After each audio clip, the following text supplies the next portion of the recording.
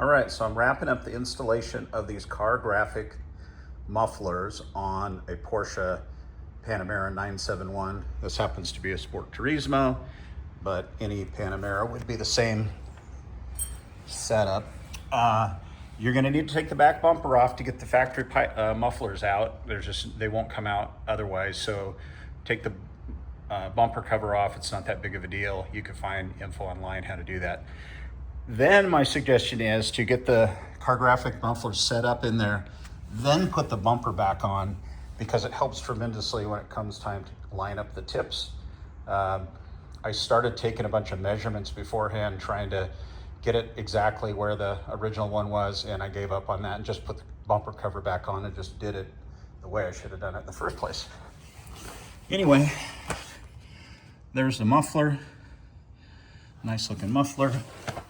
This is how it clamps. You have to cut the factory pipes off because the factory pipes are welded continuously all the way to the front of the car.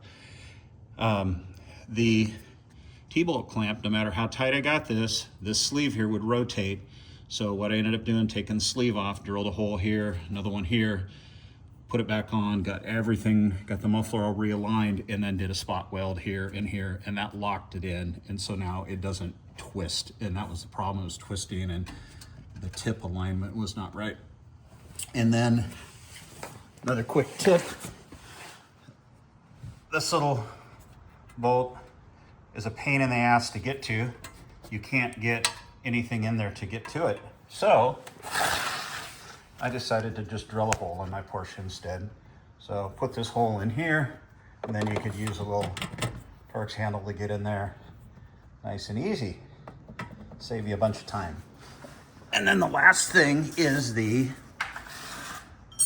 Porsche Sport exhaust flaps, the PSC flaps. So if you notice, this one's off at 45 degrees. In factory, they're straight up and down. So what would happen is this Cargraphic, the mount for the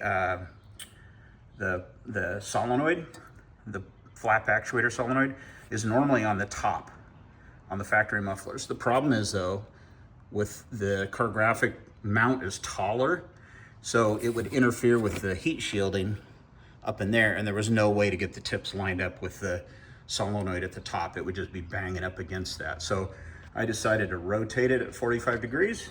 I think it's gonna work just fine, and nobody's even gonna know unless you watch this video. Anyway, that's it. I'll start it up here in a little bit and do a video after this.